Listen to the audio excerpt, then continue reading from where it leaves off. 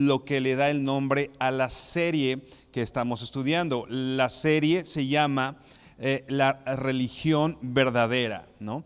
Esta palabra religión sabíamos cuando estábamos pensando en el nombre de la serie que la palabra religión iba a de pronto hacer ahí causar extrañeza quizá. Pero bueno, vamos a ver hoy por qué estamos usando justamente esa palabra religión verdadera con relación a lo que Pablo le está diciendo, enseñando a Tito en su carta, ¿no? Y bueno, estudiábamos con nuestro hermano Gerson cosas importantes que hoy vamos a repasar un poquito. Para tomar el contexto, ¿no? Él nos decía, Pablo escribe y pone una cualidad específica en él para escribir. Él dice, siervo de Dios y apóstol de Jesucristo, ¿no? Nos enseñaba nuestro hermano Gerson que esta palabra siervo literalmente es la palabra doulos, que quiere decir esclavo, esclavo de Jesucristo. Es importante tener en cuenta esto porque Pablo escribe desde esa plataforma, sabiéndose que es un esclavo, ¿no? Y finalmente nosotros somos siervos de Jesucristo, en otras palabras, esclavos de Jesucristo, de nuestro Señor. Dice Corintios, ¿no? Que para que nosotros ya no vivamos para nosotros mismos, sino para aquel que murió y resucitó por nosotros. Así que nuestra vida ya no nos pertenece a nosotros, nuestra vida pertenece a el Señor. Dice el libro de Romanos también que antes éramos esclavos del pecado, ¿no? Y obedecíamos a lo que el pecado decía y todo lo hacíamos relacionado al pecado. El pecado nos gobernaba. Y finalmente el Señor nos hace libres, pero dice, para que ya no sirvamos al pecado, sino ahora somos siervos de la justicia. Nada más, ¿te das cuenta? Cambiamos de amo, ¿no? Antes servíamos al pecado, pero hoy servimos a Jesucristo, ¿no? Y es lo que está diciendo el apóstol Pablo. Pablo, siervo de Dios y apóstol, un enviado de Jesucristo conforme a la fe de los escogidos de Dios, a los elegidos de Dios. Y esta gran comisión, esta labor que todos los que estamos aquí tenemos, si somos escogidos del Señor, tenemos una comisión, tenemos una responsabilidad. No solo nosotros estamos aquí para recibir, por supuesto recibimos la enseñanza, recibimos lo que el Señor tiene para nosotros, pero también la idea de los escogidos es que cumplan la gran comisión, ir y hacer discípulos a todas las naciones. Esa es una labor, decíamos, lo hemos dicho en otras ocasiones, es una labor, no es exclusiva de algunos, no es exclusiva de algunos líderes, de algunas personas, sino esa es una labor de todos los discípulos del Señor. Decíamos también hace un par de semanas, la verdad que nosotros hemos recibido, lo que nosotros hemos recibido del Señor debe tener un impacto, por supuesto, en nuestra vida, en la vida de nuestras familias, en la vida de la iglesia y finalmente también en la vida de la cultura donde nosotros vivimos, ¿no? En resumen, este mandato cultural del cual también nos hablaba nuestro hermano Gerson, ¿no? De poder con la verdad que hemos recibido del Señor, impactar de una o de otra manera a la cultura. Así que es importante el énfasis que hace el apóstol Pablo, no solo en este saludo, sino a través de toda la carta, ¿no? Como no solo se trata de hablar o enfatizar la cuestión de la sana doctrina, sino también de una vida de santificación, ¿no? Y la realización de obras que respaldan que la verdad está en nosotros, ¿no? No solo se trata de hablar de sana doctrina, a veces o muchas personas de pronto presumen o hablan tener la sana doctrina, pero finalmente eso no solo es algo que debe estar en el discurso, sino es algo que debe respaldar nuestra propia vida. Vamos a leer una vez más Tito 1, vamos a leer del 1 al 5, porque con la ayuda del Señor hoy estaremos llegando hasta el versículo 5. Pero repito, recapitulando sobre todo un par de ideas de los primeros 4 versículos. Dice así: Pablo, siervo de Dios y apóstol de Jesucristo, conforme a la fe de los escogidos de Dios y el conocimiento de la verdad que es según la piedad, en la esperanza de la vida eterna, la cual Dios, que no miente, prometió desde antes del principio de los siglos. Y a su debido tiempo manifestó su palabra por medio de la predicación que me fue encomendada por mandato de Dios nuestro Salvador. Verso 4: a Tito, verdadero hijo en la fe, gracia, misericordia y paz de Dios Padre y del Señor Jesucristo nuestro Salvador. Y dice el verso 5: por esta causa te dejé en Creta, para que corrigieses lo deficiente y establecieses ancianos en esta ciudad, así como yo te mandé. ¿No? Estos primeros 4 versículos que ya hemos repasado y estudiado son un saludo, son una presentación, una salutación que hace el apóstol Pablo por medio de una carta. Es solo un enunciado, vamos a decir, los primeros 4 versículos, es solo un enunciado largo y muy profundo y muy tajante de lo que va a tratar la carta, pero es algo demasiado profundo para un saludo, ¿no? Estoy seguro que tú no saludas así a las personas e incluso en carta, ¿no? O ya no digamos en carta, hoy sería por WhatsApp, ¿no? Hoy ya nuestros saludos es hola, ¿cómo estás? ¿No? Y ya ese es nuestro saludo. Pero ¿te das cuenta la profundidad? Todos los elementos, todo lo que habla conforme al Evangelio, que hasta en un simple saludo el apóstol Pablo habla y dice, ¿no? Hoy nos vamos a centrar en parte, como decíamos, relacionado a este saludo, pero relacionado a el Evangelio de Jesucristo y cómo nosotros debemos transmitirlo. Tú sabes, esta carta fue escrita por el apóstol Pablo a Tito, quien había sido su discípulo, quien había estado con él y que finalmente se queda en la isla de Creta.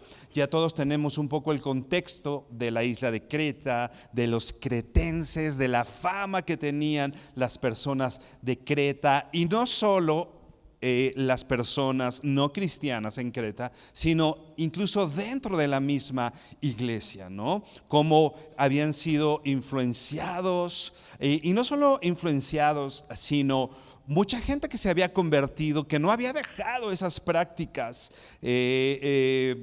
totalmente a un lado, que todavía seguía arrastrando ciertas costumbres, cierta manera de pensar. Y bueno, entonces el apóstol Pablo habla, se presenta diciendo la autoridad que él tiene para hablar. Por eso dice apóstol de Jesucristo, ¿no? Por eso dice que él era un apóstol, un enviado de Jesucristo, y era un doulos, un esclavo de Dios.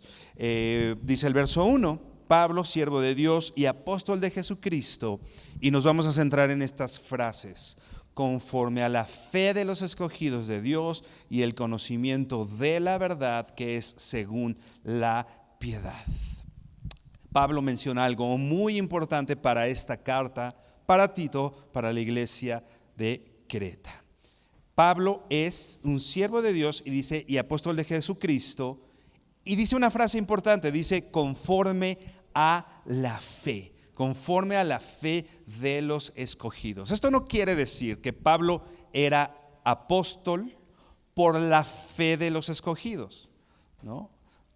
Esto no quiere decir que como los escogidos habían tenido fe, entonces el llamado de Pablo obedecía a la fe de estos escogidos. Más bien, Pablo no era un apóstol debido a la fe de los escogidos, sino en armonía con la fe que le había sido predicada a los escogidos, a la fe que tenían los escogidos. Entonces, Pablo era un apóstol, un siervo de Dios, de acuerdo a la doctrina, de acuerdo al evangelio compartido entre todos los escogidos, ¿no? Pablo está hablando, repito, de sus credenciales. Pablo tenía claro que era un siervo de Dios y que su llamado y que la autoridad que él tenía era conforme al evangelio, era conforme a la enseñanza que el Señor había dado, que el Señor había instituido, el Señor Jesucristo, y bueno, lo que se estaba instituyendo en ese momento, ¿no? Finalmente, su llamado, ¿no?, es conforme al evangelio que hemos escuchado y conforme al evangelio que tenemos el deber, todos los que estamos aquí, de compartir. Este evangelio que es la verdad. La verdad, una simple verdad, podemos decir una simple verdad, pero con un poder infinito, ¿no?, que es Jesucristo y este crucificado. Ve por favor a la primera carta a los Corintios 1, primera a los Corintios 1, verso 20. Es importante recordar lo que también dice Pablo en Corintios, porque Pablo sabía de la fe salvadora, del evangelio que él estaba llamado a predicar, ¿no?, que no podía ser primeramente producido por una sabiduría humana, ¿no?, sino más bien este mensaje viene definitivamente de parte de Dios. El evangelio no es producido por una sabiduría humana, pero tampoco tiene que ser arreglado con una sabiduría humana. A veces pensamos que somos más inteligentes de Dios, ¿no?, y pensamos, yo voy a decir el evangelio, pero si hablo del evangelio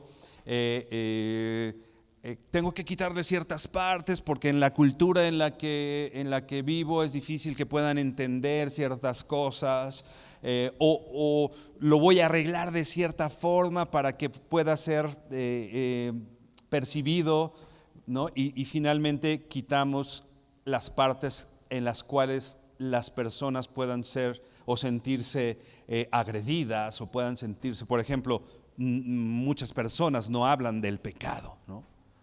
Pero ¿qué es el evangelio si no hablamos del pecado? No podemos hablar del evangelio si no confrontamos el evangelio a la realidad de el pecado. Por eso Pablo dice en 1 Corintios 1:20, dice, te voy a leer la Nueva Traducción Viviente, tú síguelo en la versión que tengas, dice, así que, ¿dónde deja esto a los filósofos, a los estudiosos y a los especialistas en debates de este mundo? Dios ha hecho que la sabiduría de este mundo parezca una ridiculez. ¿Por qué es pertinente este verso? Porque Pablo dice esto finalmente en Creta. Repito, estaban muy influenciados por esta cultura griega, por las religiones o las filosofías griegas. Ellos estaban enamorados y tenían un ídolo que era el conocimiento, ¿no? Ellos querían conocer, saber y se sentían muy inteligentes por tener. Pero dice aquí que ¿dónde deja esto a estos filósofos? ¿Dónde deja el evangelio a los especialistas en debates del mundo, ¿no? Y dice aquí, Dios ha hecho que la sabiduría de este mundo parezca una ridiculez, dice esta versión. Y dice el verso 21, ya que Dios en su sabiduría se aseguró de que el mundo nunca lo conociera por medio de la sabiduría humana, ¿no? Pablo no está llegando y escribiendo a Tito, a la iglesia de Creta, de acuerdo a la sabiduría humana. Pablo está transmitiendo un mensaje de parte de Dios. A veces nosotros nos creemos más sabios, ¿no? Y transmitimos sabiduría humana. Nosotros no estamos llamados a transmitir sabiduría humana, sino la sabiduría que viene de parte de Dios. Y como vamos a ver más adelante, esta sabiduría y esta verdad en nosotros transforma vidas. No solo es conocimiento, ¿no? Los cretenses, los griegos tenían mucho conocimiento, pero su vida no reflejaba, no tenía un cambio importante, solo tenían conocimiento. El apóstol Pablo está hablando de un conocimiento que transforma vidas, que tiene el poder de transformar vidas. Y dice, una vez más leo el 21, dice: ya que Dios en su sabiduría se aseguró de que el mundo nunca lo conociera, por medio de la sabiduría humana, usó nuestra predicación ridícula para salvar a los que creen. ¿Por qué dice ridícula? Y lo dice entre comillas, ¿no? Porque ante los ojos del mundo esto parecería una ridiculez. Bueno, dice el verso 22, es ridícula para los judíos que piden señales del cielo, y es ridícula para los griegos que buscan sabiduría humana, ¿no? Dice el verso 23, entonces cuando predicamos que Cristo fue crucificado, los judíos se ofenden, ¿no? ¿Te das cuenta? Para algunos el hablar de Jesucristo crucificado es una ofensa, ¿no? Como te decía, para algunos hablar del pecado es una ofensa, ¿no? Y dice aquí, para los judíos, ¿no? Entonces cuando predicamos que Cristo fue crucificado, los judíos se ofenden y los gentiles dicen que son puras tonterías. Verso 24, sin embargo, para los que Dios llamó a la salvación, tanto judíos como gentiles, Cristo es el poder de Dios y la sabiduría de Dios. Dice en Tito, conforme a la fe de los escogidos.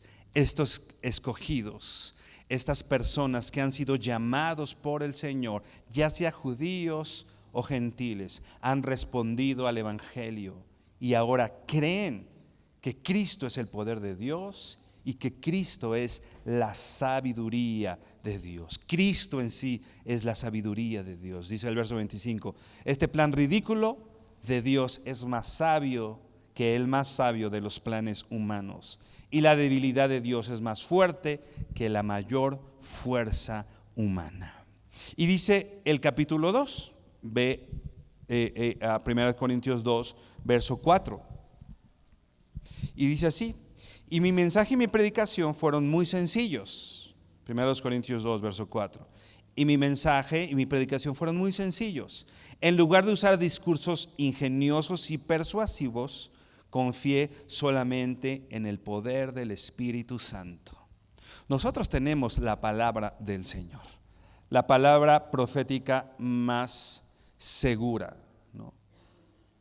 La palabra profética más segura. No necesitamos adornar. No necesito decir, tengo una palabra profética, ¿no? La palabra profética más seguro está en la palabra del Señor. Y nosotros somos enviados entonces a predicar la palabra del Señor. Y Pablo dice, yo no vine con discursos persuasivos, o yo no vine con ingenio, con un gran lenguaje. Yo lo único que tengo que hacer es hablar la palabra del Señor. Y si bien es ridícula para los griegos, y si bien es ofensiva para los judíos, es lo que el Señor nos ha enviado a predicar a ti y a mí, ¿no? Dice el verso 5, 1 Corintios 2, verso 5, lo hice así para que ustedes no confiaran en la sabiduría humana, sino en el poder de Dios. ¿En qué confiamos cuando transmitimos este mensaje? En que este mensaje viene de Dios, no en nuestras capacidades. A veces cuando transmitimos el Evangelio estamos así como que, oye, ¿qué voy a decir? Ay, me cuesta trabajo. Confía, si tú confías en ti y en tus fuerzas, pues sí, estamos perdidos, ¿no? ¿En qué confiamos? En que el mensaje del Evangelio es palabra de Dios. Por eso es tan importante centrarnos en lo que dice la Biblia y no en un discurso humano, y no en mi inteligencia, y no en los argumentos que quizá yo pudiera tener o dar.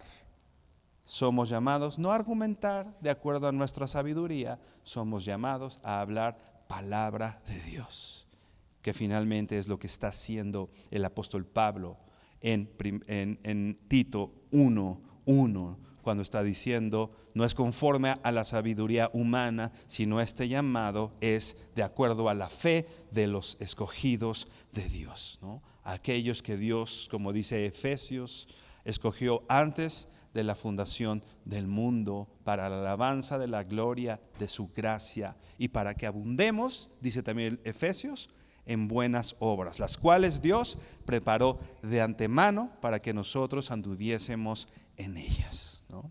La fe, a veces, repito, sabemos que la salvación es por gracia, no por obras. Eso nos queda muy claro. Entonces, cuando a veces hablamos de obras, decimos, nos cuesta trabajo. Pero solamente es importante recordar que yo no soy salvo por mis obras. Pero si soy salvo, definitivamente, si yo he recibido esta verdad, tiene que haber un cambio de vida. Es la diferencia con la sabiduría humana. La sabiduría humana te transmite conocimiento. ¿Hay verdades en esa sabiduría humana? Pues sí, hay algunas verdades en la sabiduría humana, pero es una sabiduría humana o es una verdad que no transforma vidas. Si yo he recibido el Evangelio de Cristo, mi vida tiene que haber sido transformada. Mi vida tiene que estar siendo transformada. No quiere decir, como ya hemos dicho también muchas veces, que recibo el Evangelio y entonces yo ya soy el producto terminado, como dicen por ahí, ¿no? La senda de los justos es como la luz de la aurora que va en aumento, hasta que el día es perfecto, ¿no? Nuestro proceso de santificación comienza. ¿Cuándo va a terminar el proceso de santificación? Cuando estemos con el Señor, ¿no? Mientras tanto, estamos creciendo. Pero sí es importante analizar nuestras vidas y decir, en efecto, ¿estoy creciendo?, ¿no? Si tú, no sé, llevas 5 años en el Evangelio, ¿no?, y volteas a hace 5 años, tiene que haber un cambio en nuestras vidas. Tiene que haber un cambio, ¿no? Si estás exactamente igual que hace 5 años, creo que sí es importante que replanteemos si en verdad hemos recibido el Evangelio, esta verdad, repito, que transforma vidas. Y dice, regresa a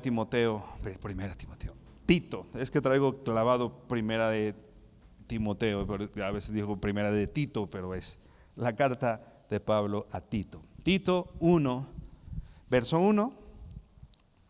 Pablo, siervo de Dios y apóstol de Jesucristo, conforme a la fe de los escogidos, y dice, y el conocimiento de la verdad que es según la piedad. Repito, conforme a la fe de los escogidos y el conocimiento de la verdad que es según la piedad. De esta última frase te voy a leer otras 2 versiones. Te voy a leer primero la Nueva Biblia Viva. Dice así: escribo yo, Pablo, esclavo de Dios y mensajero a quien Jesucristo llamó y envió a llevar la fe a los escogidos, y dice, y a instruirlos en la verdad que enseña nuestra religión, dice esta versión, ¿no? Nos salta la palabra religión. ¿Qué es esto de religión? La NBI lo traduce así: llamado para que mediante la fe los elegidos de Dios lleguen a conocer la verdadera religión, dice la NBI. ¿Para qué es este conocimiento? ¿Para qué es el llamado de Pablo? ¿Para qué Pablo fue instituido apóstol de Jesucristo y siervo de Dios? Fue para el bien de los escogidos de Dios, fue para el bien de la fe de los escogidos de Dios, para que ellos lleguen a reconocer la verdad que es según la piedad, dice la Reina Valera, la verdad o la verdadera religión. Y ahorita ampliaremos este concepto de religión, ¿no? Un teólogo, escritor, dice esto: el llamado de Pablo se realiza con el fin de fomentar o promover la confianza de los escogidos de Dios en él y su reconocimiento o confesión con gozo de la verdad. El llamado de Pablo es para que los escogidos reconozcan la verdad y la confiesen y la abren. la verdad redentora que se centra en Él, ¿no? En Dios, ¿no? Verdad que en un agudo contraste con las extravagancias de los falsos maestros, concuerda con la piedad. Los falsos maestros podrían incluso decir: yo tengo la sana doctrina, ¿no? Yo estoy predicando la verdad. Pero ¿qué hacía evidente que era un falso maestro? Que su verdad no promovía o no concordaba con la verdadera religión, que en otras palabras es la piedad, la vida que agrada al Señor. Eso es piedad, o lo que otras versiones traducen como la verdadera religión. Una vida que agrada al Señor, una vida de verdadera consagración al Señor. Esa palabra es la que se traduce en varias versiones como religión. No como un intento humano por agradar a Dios y obtener la salvación.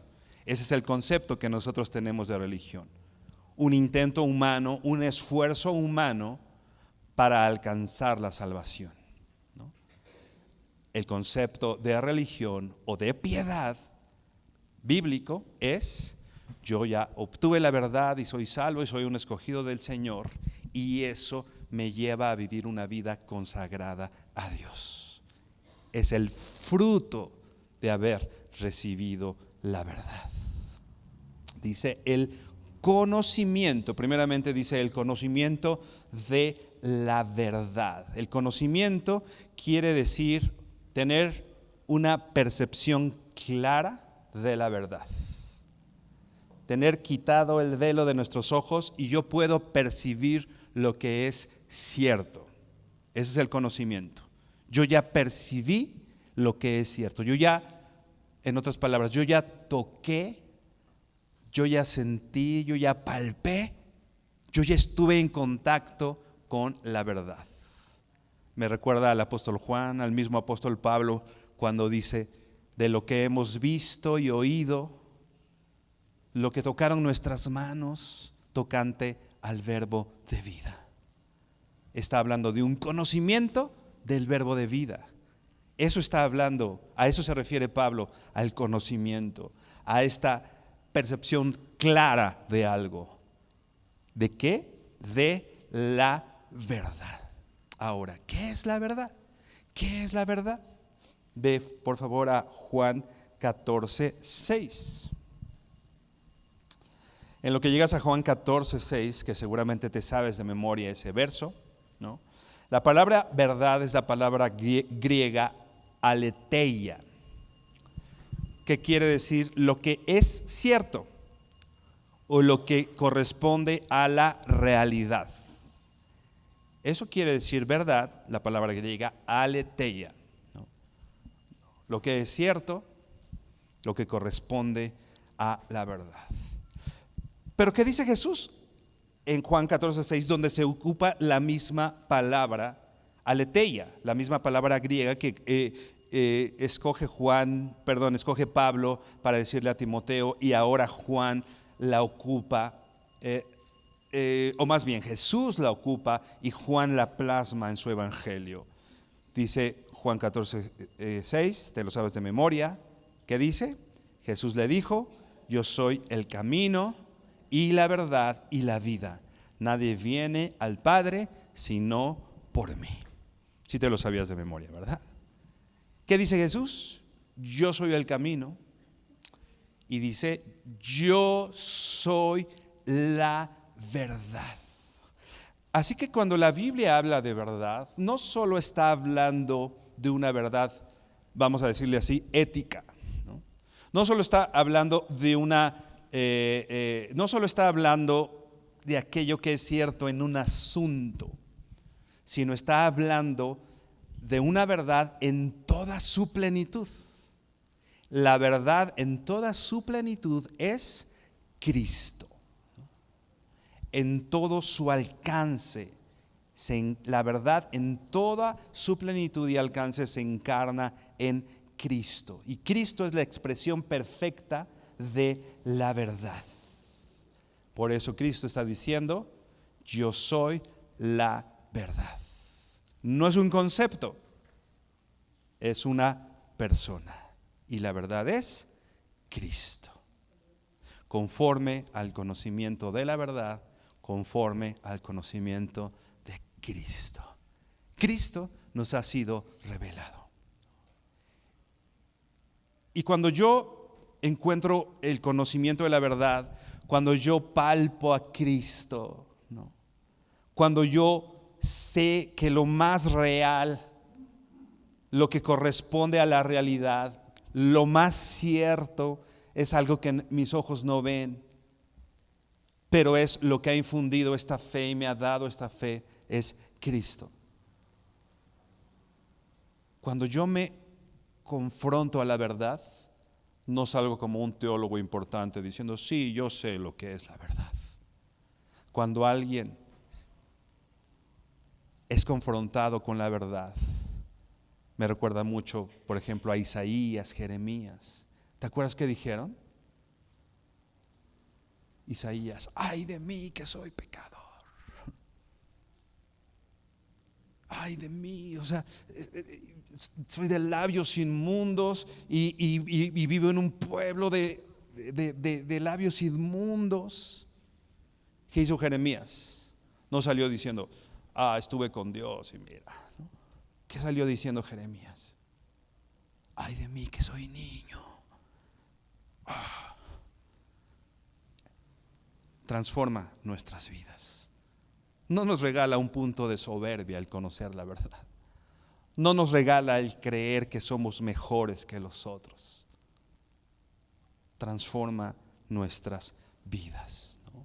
Así que la consecuencia de haber recibido la verdad, la consecuencia de haber tenido ese conocimiento de Cristo, no solo importa el discurso, no solo importa lo que yo digo que he recibido, o no solo importa decir yo tengo mucho conocimiento, yo tengo mucha verdad, yo tengo la sana doctrina como un punto para yo afanar, para yo presumir, no solo como un punto para sentirme mejor de los demás.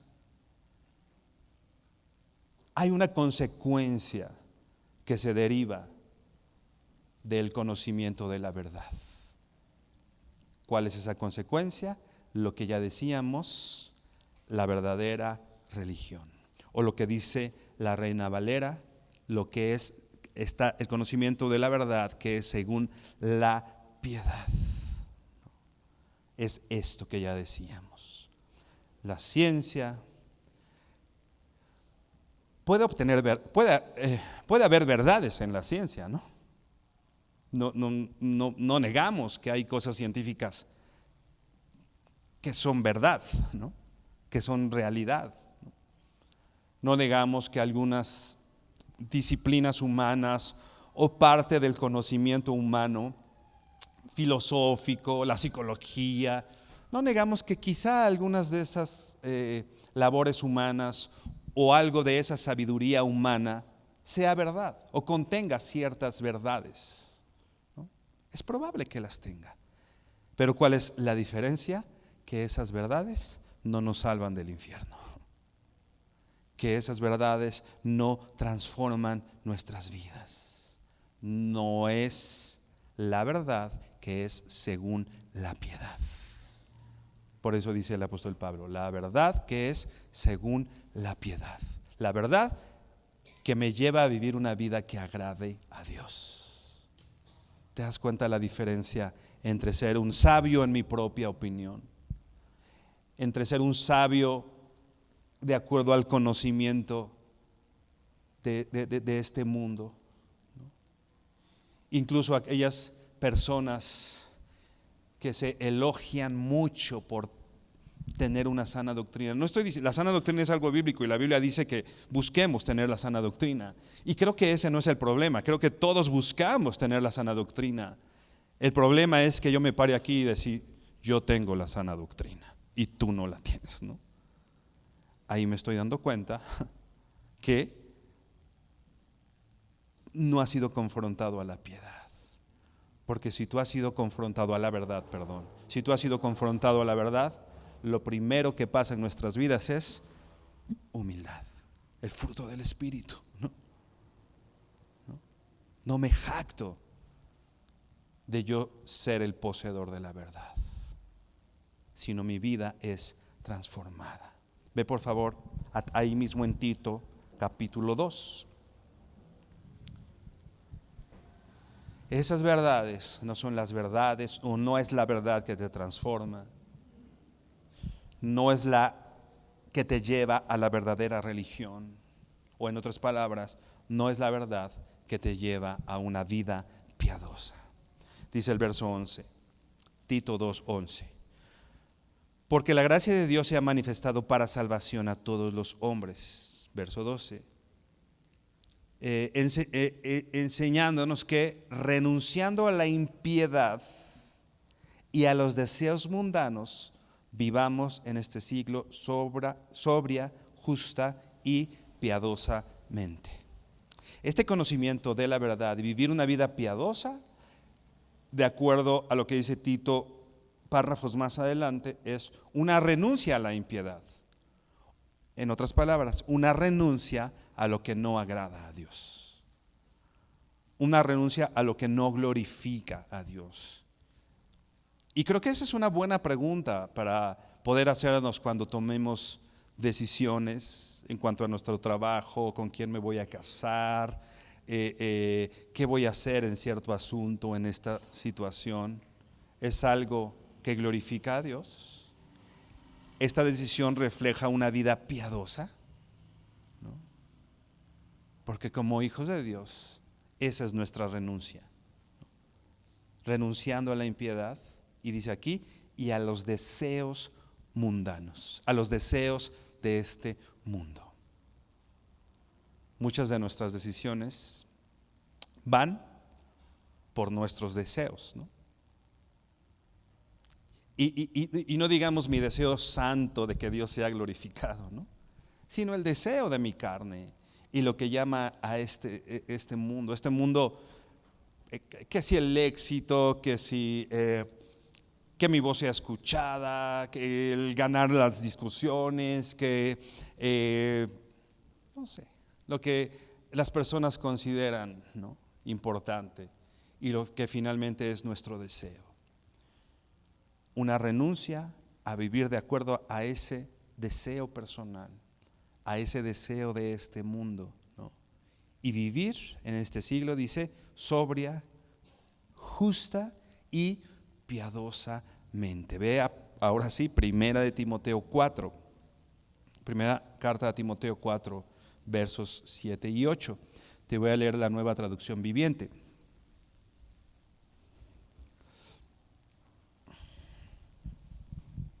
Primera carta a Timoteo 4, verso 7 dice así: no pierdas el tiempo discutiendo sobre ideas mundanas y cuentos de viejas. En lugar de eso, entrégate para la sumisión a Dios. ¿Te das cuenta del contraste? Los griegos, los que se creían poseedores de la verdad, los falsos maestros, perdían el tiempo discutiendo sobre ideas mundanas y cuentos de viejas, ¿no? Usando Pablo, ¿no? Cualquier cosa con Pablo. ¿Y qué le dice el apóstol a Timoteo? No pierdas el tiempo discutiendo, hermano. Que si yo, que si tú, que si no. En lugar de eso, en vez de que uses el tiempo discutiendo, usa tu tiempo, entrénate, dice, para la sumisión a Dios. Entrénate para una vida piadosa. Dice el verso 8, el entrenamiento físico es bueno, pero entrenarse en la sumisión a Dios es mucho mejor, porque promete beneficios en esta vida y en la vida que viene. El entrenamiento físico es bueno. Haces ejercicio, está bien, qué bueno, hay que hacer, a algunos nos hace falta más que a otros, ¿no? Pero dice, pero entrenarse para la sumisión a Dios es mucho mejor. O sea, esta vida piadosa, hermano, requiere entrenamiento.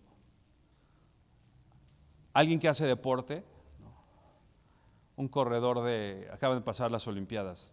La verdad es que no estuve tan atento, pero ¿quién participó? ¿Algún mexicano? Bueno, ni sé. Pero bueno, Ana Guevara, que es la que primero me viene en mente. No se despertó un día y empezó a correr los 100 metros los 400 metros planos en un día que digo, hoy siento. ¿Qué hizo? ¿Se entrenó? Años y años de entrenamiento para poder correr eso. ¿Qué necesitas, hermano? Ser entrenado en la piedad. Disciplinarte en la piedad. Una disciplina es aquello que no haces de manera natural, ¿no? Yo en varias etapas de mi vida he procurado hacer ejercicio y últimamente, por cuestiones de salud, he retomado la cuestión de poder hacer ejercicio. Pero no lo hago de manera natural. O sea, no un día me paro y digo, voy a correr, qué emoción. ¿No? Hasta le digo a mi familia, oigan, anímenme, no necesito que me ayuden. ¿No? La disciplina en la piedad, la disciplina en leer la palabra del Señor, ¿no? Quizá algún día te puedas parar y decir, wow, ¿no? Pero es una disciplina, tu cuerpo se resiste. ¿No? Tu cuerpo se resiste a pararte a las 5 de la mañana a leer tu Biblia, ¿no? O a orar, ¿no? O sea, doblar tus rodillas y orar requiere disciplina. La vida que agrada a Dios, hermano, no la vas a tener hoy al tronar tus dedos. Te tienes que disciplinar. Disciplínate para agradar a Dios. Busca agradar a Dios. No sé, busca usted un entrenador, ¿no?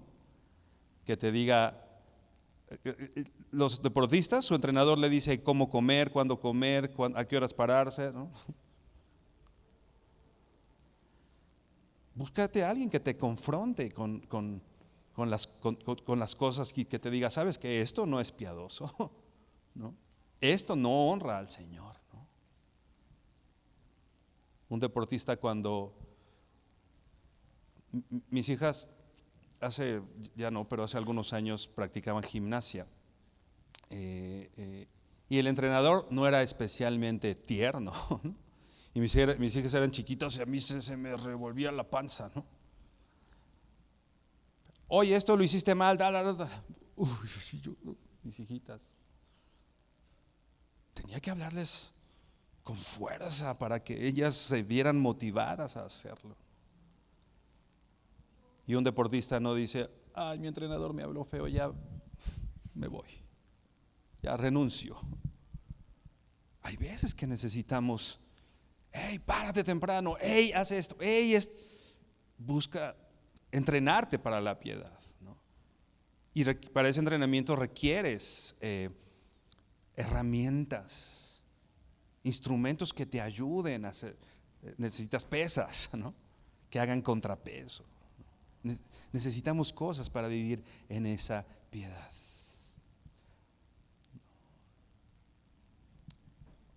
Entrénate en eso. Por supuesto, tenemos que venir a la palabra del Señor, conocer la doctrina. Esto no es contrario. Más bien, este conocimiento me va a traer este fruto, ¿no? Pero es importante que tengamos ese fruto. Qué miedo discutir de doctrina si mi vida no es bíblica. Puedo llegar y decir, eso no es bíblico, ¿no? Está bien. O sea, no estoy diciendo que eso esté incorrecto. Si hay que señalar algo que no es bíblico, hay que señalar algo que no es bíblico. Pero qué miedo señalarlo. Y si pronto te dicen, ¿y tu vida es bíblica? ¿No? Está bien fácil hablar de doctrina y decir lo que es bíblico y no es bíblico. Pero si yo confronto mi vida a lo que es bíblico, si yo confronto mi vida a la piedad, a la verdadera religión, a lo que es verdadero, ¿no? Alguien que es confrontado. Isaías no salió igual de la presencia de Dios que como cuando entró. Jeremías no salió de la misma manera. Sus vidas fueron transformadas.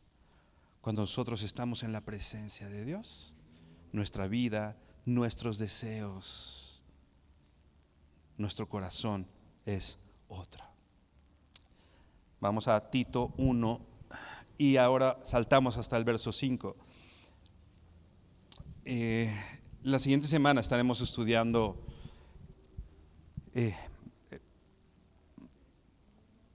lo que empieza a decir finalmente en el verso 5, pero bueno, hoy ya no tenemos tiempo de profundizar demasiado en esto, pero sí me parece importante que empecemos a enfocar hacia lo que va diciendo el apóstol Pablo. Acuérdate del carácter de la gente en Creta, ¿no? Lo leímos hace un par de semanas, ¿no? Mentirosos, ¿no? Buscaban sus puros placeres, ¿no? Se sentían sabios. No, es una cultura bastante difícil, ¿no? Gente de un carácter bastante difícil, decíamos, no muy diferente a la cultura en la cual hoy vivimos. Y había personas así, aún en medio de la iglesia, enseñando en la iglesia, ¿no? O sea, no era que la iglesia se hubiera guardado del todo de eso. Incluso en medio de la iglesia había situaciones, como vamos a ver, que corregir, ¿no?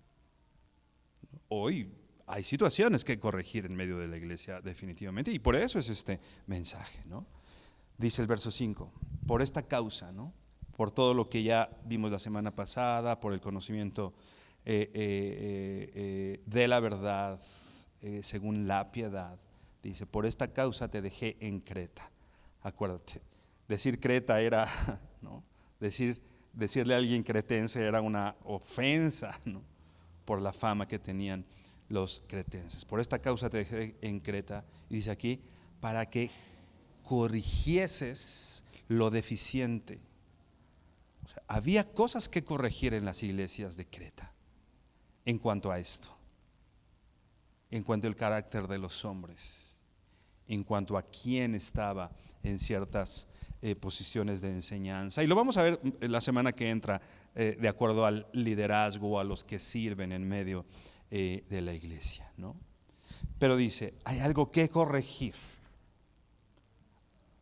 Corregir lo deficiente. O sea, había algo que no había sido eficiente.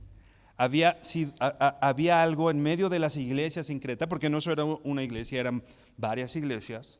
Había algo dentro de las iglesias de Creta que no había crecido bien, ¿no?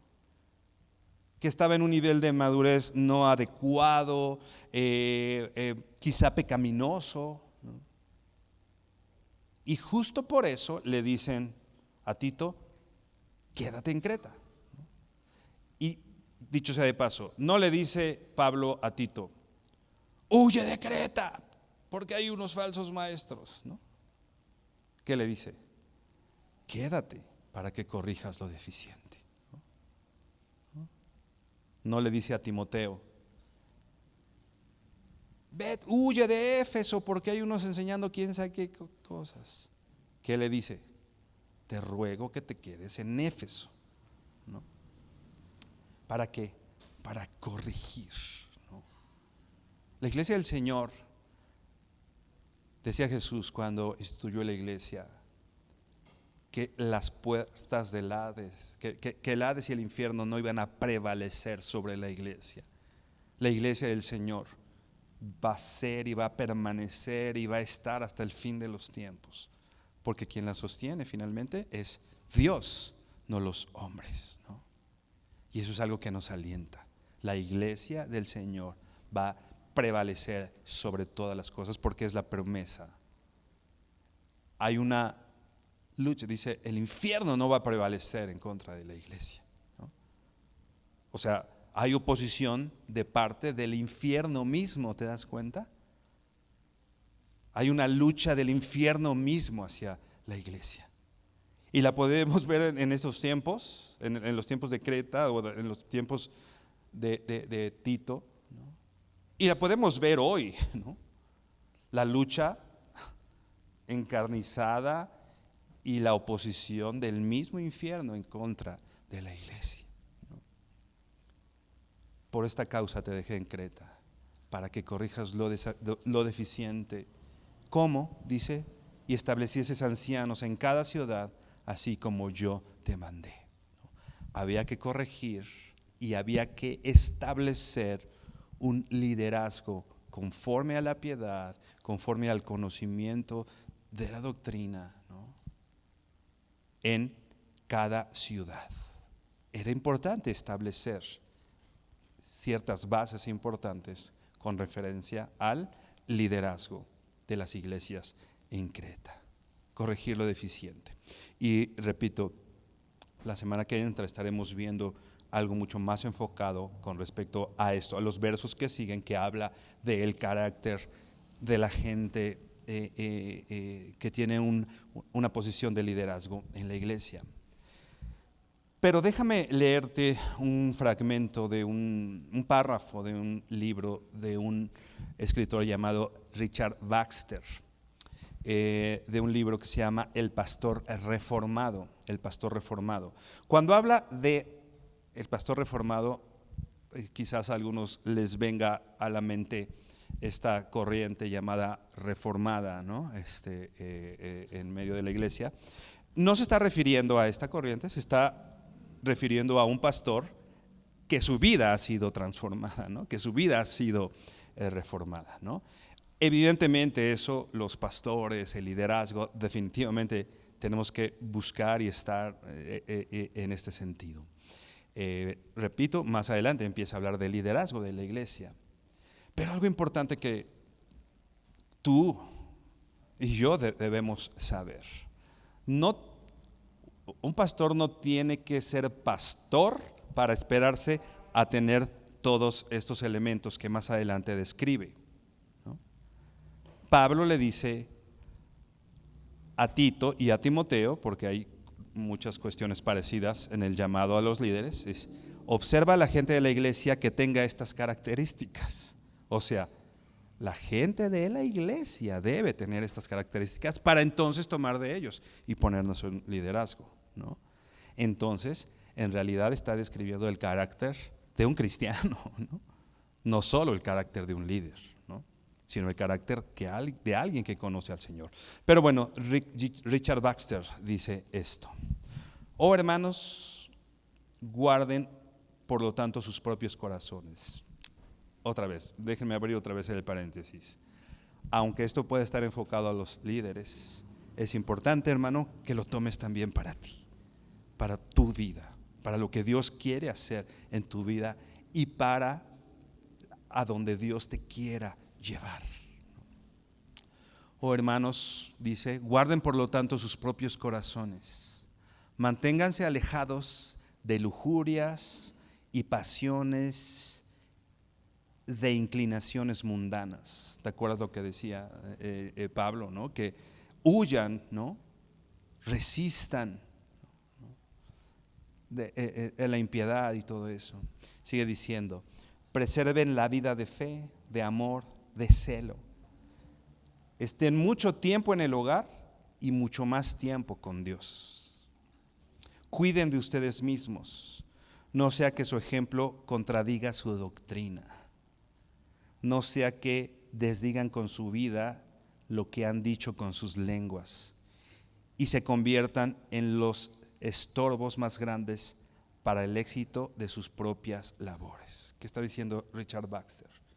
Yo puedo hablar y hablar y hablar, y el mayor estorbo para el éxito de mi predicación podría ser mi vida, ¿no? Cuando tú estás predicando el evangelio a tus vecinos, ¿no? Llegas un día, te quiero predicar, te quiero hablar, ¿no? Y el vecino por acá diciendo, pero si es el que me echa la basura, ¿no? Es el que barre y, ¿no?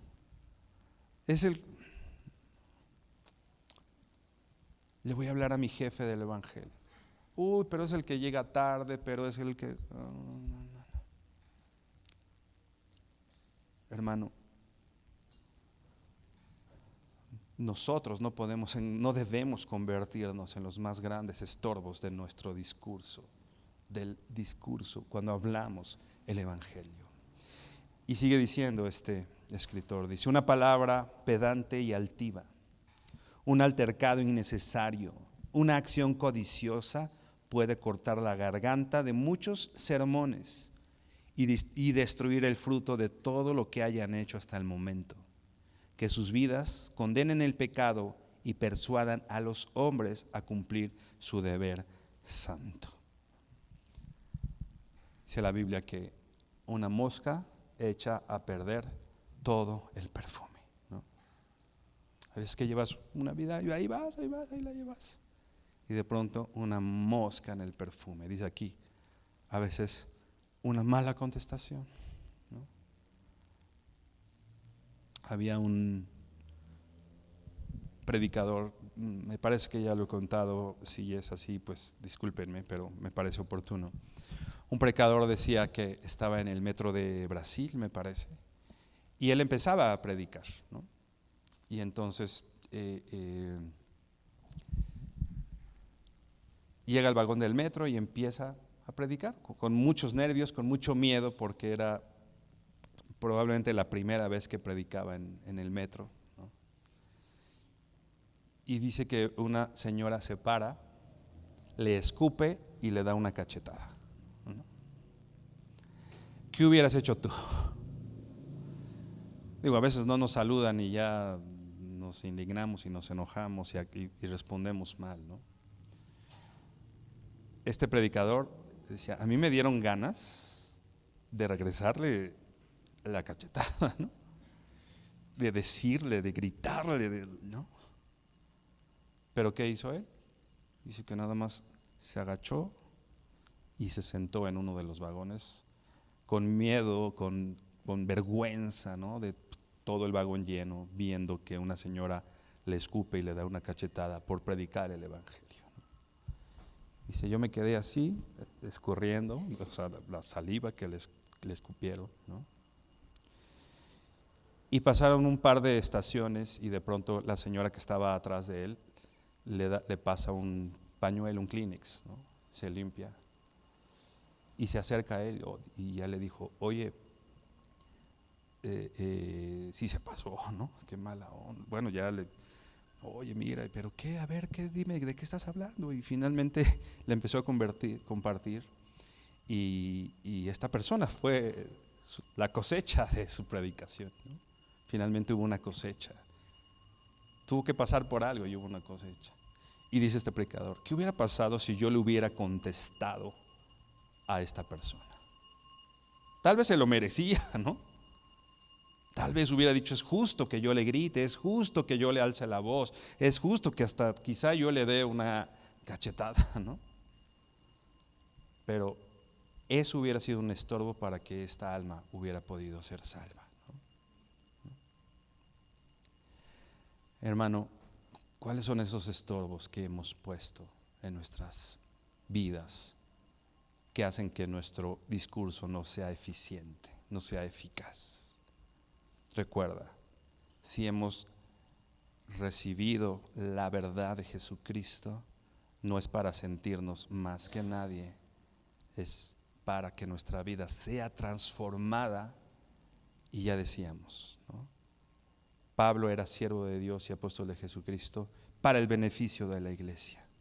Si tú has recibido esa verdad, si tú conoces de doctrina, si tú conoces del amor de Dios, si tú conoces profundamente las Escrituras, no es para tu propio beneficio, es para el beneficio de la iglesia.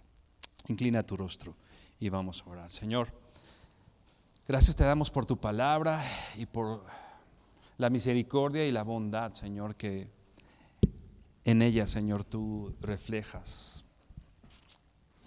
En ella, Señor, se hace evidente que nos has tratado con tanta misericordia, Dios. Y que tu misericordia ha triunfado sobre el juicio, Señor.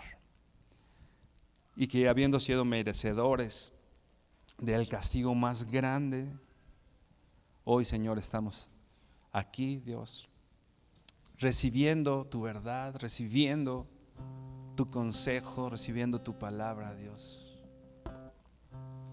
Pero, Señor, vemos que la consecuencia de recibir esto, Señor, es una vida transformada.